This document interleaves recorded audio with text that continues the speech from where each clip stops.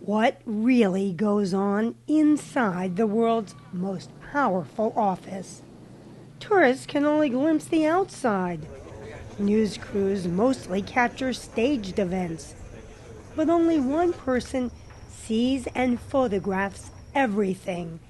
Who decides when you can get into a room?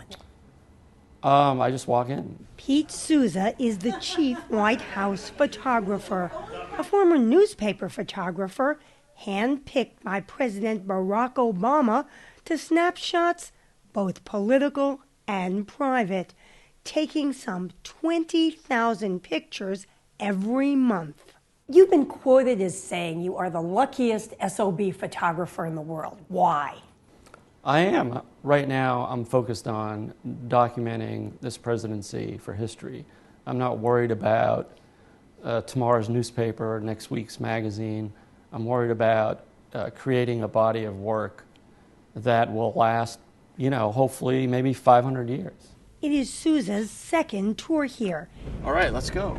He was an assistant photographer in the Reagan White House who jumped at the chance to document history once more. Every one of his photos goes into the National Archives for later release. The White House publishes 75 online each month, and a few make it onto the White House walls.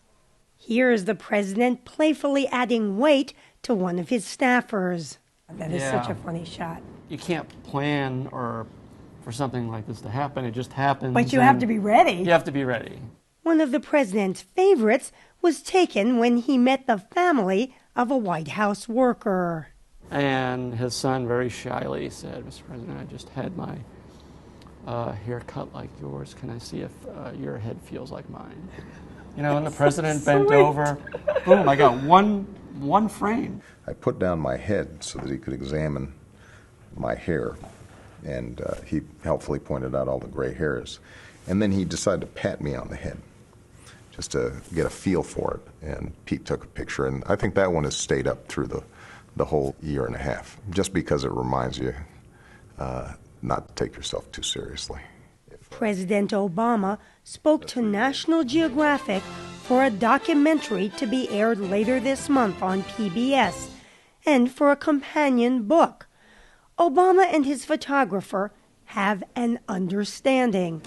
Souza is free to photograph as long as he doesn't disclose what he overhears. There's nothing that Pete would do that in any way I would be worried about, and I think he feels the same way that I've got his back.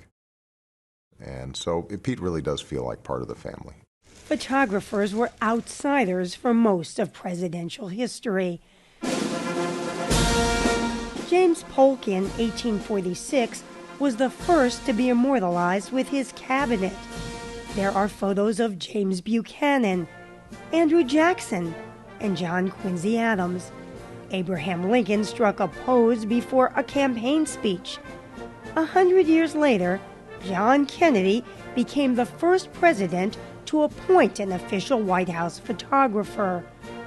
Private moments with Caroline and John added to JFK's image then and still touch a chord.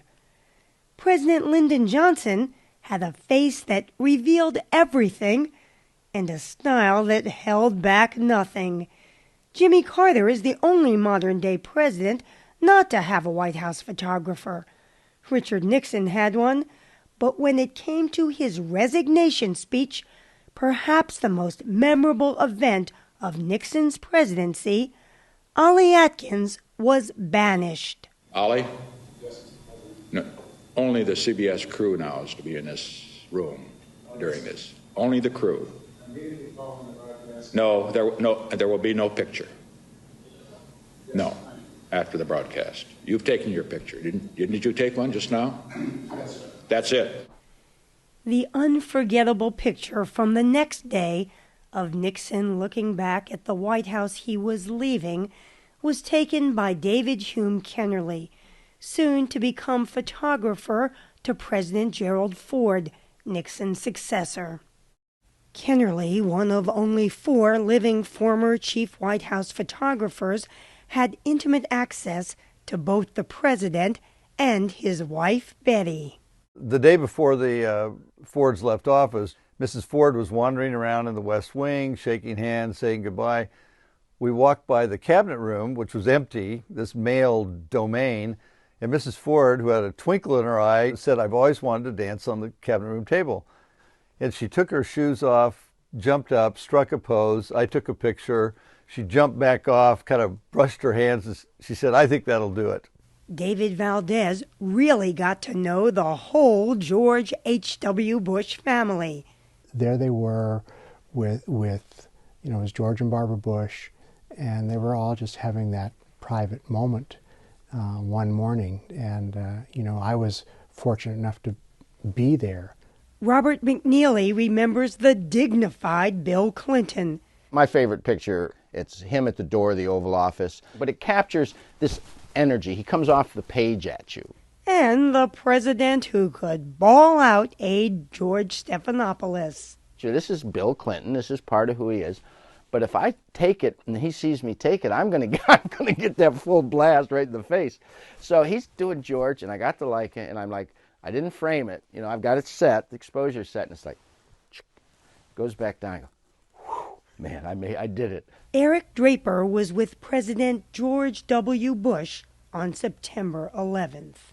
The president turned to see the very first images, Flight 77 hitting the second tower.